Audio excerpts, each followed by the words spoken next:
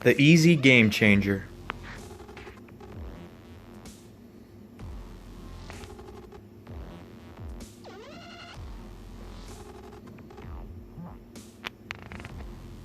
Start your hook in your vise, and with 25 1/1000ths lead-free wire, take about 25 wraps in the middle of the shank. Then helicopter your wire off and fold the tag end down.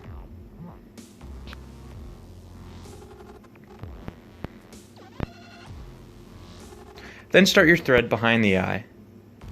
Work your way back before cutting the tag end off. Then jump past the wire to the butt and push it up against the previous thread wraps. Then take wraps through the lead wire to secure it to the hook. Then coat your process so far in nail hardener or any epoxy. Then go to 20-pound mono, here Zebco. Cut about a 5-inch piece off.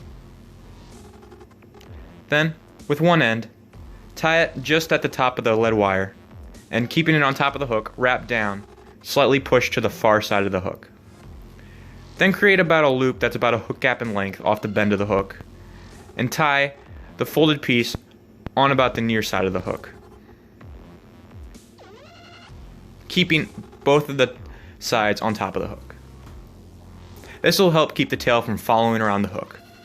Now go to some chenille chunky yarn. You can find this at Walmart or any craft store. Cut about a 10-inch section off.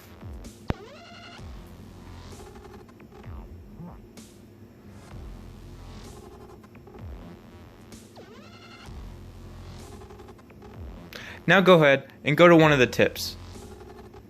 With a lighter, go ahead and burn it till you get a tapered end.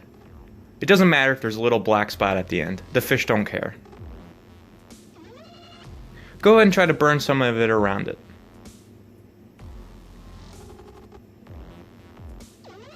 If there's a whole bunch of glue, just kind of pick it off. But maybe put gloves on because this kind of burnt my hand.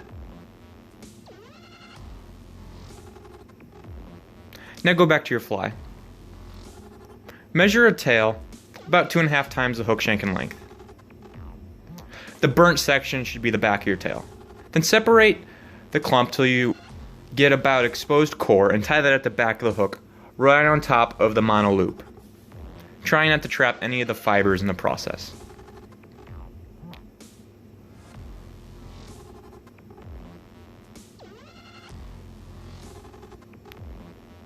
Take a couple of thread wraps, and once it's secure, bring your thread to the back of the eye. Now before you wrap the chenille up the hook, go ahead and put a couple drops of super glue on top of the hook. This will keep the chenille from getting undone by fish and make the fly more durable. Now while pushing the fibers back and trying to keep the super glue off from your fingers, go ahead and take wraps up towards the eye of the hook. You should get about 8 or so wraps before you run out of room. Pushing the fibers back is crucial, as if you don't do this, the fibers will get trapped in the super glue and your fly won't be as full. Once you reach the eye, go ahead and separate the fibers and expose the core again to take thread wraps and secure the chenille to the hook.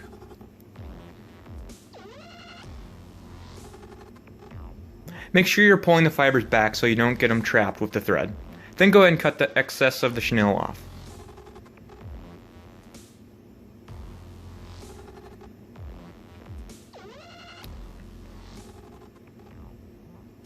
Once the chenille is secured, go ahead and whip finish your thread.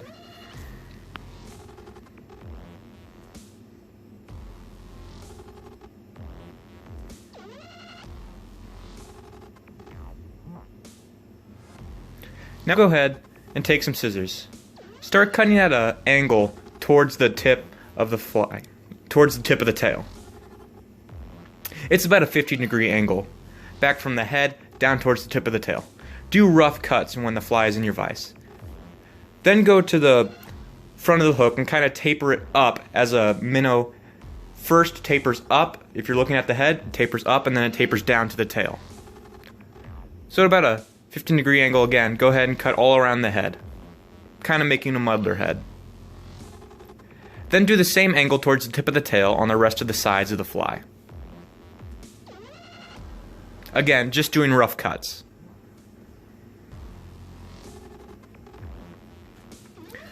After you get the rough cuts, go ahead and take the fly off of the vise. Now start taking more precise cuts at the bottom of the tail and around it to create a nice circular tail.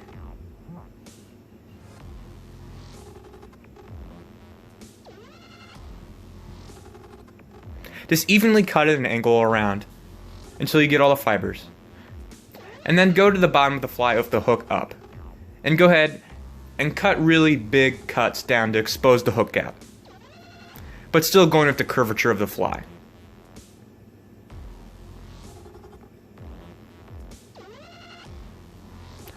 Make a couple of blending cuts so the body goes straight into the tail without any abnormal cuts or valleys in the chenille.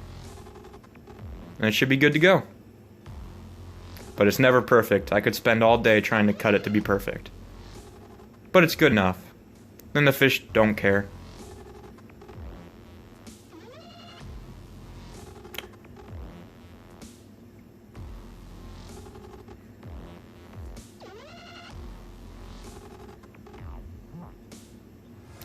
Put the fly back in your vise.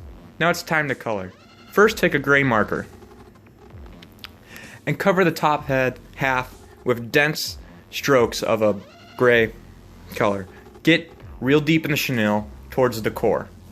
Don't just color the top of it, as this will kind of fade in the water.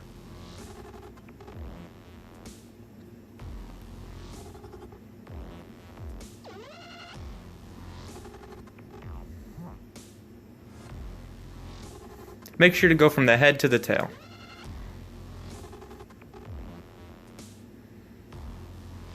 If you expose any abnormal things, a thread or chenille, go ahead and cut them off. Now take a darker blue or black marker and first make a dot at about the halfway section of the hook and a smaller dot behind that. And do the same to the near side. This kind of gives it a shad coloring.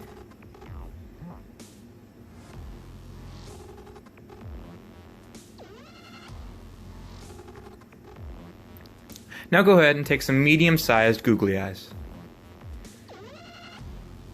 And in front of the first blue dot, go ahead and place a drop of superglue on the back of the eye and press it in towards the body of the chenille.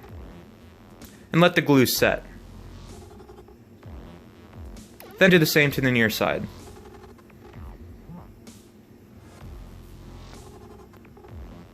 I like the googly eyes because they kind of help the fly rattle in the water. And after that's done, the glue set, that's it, that's the fly.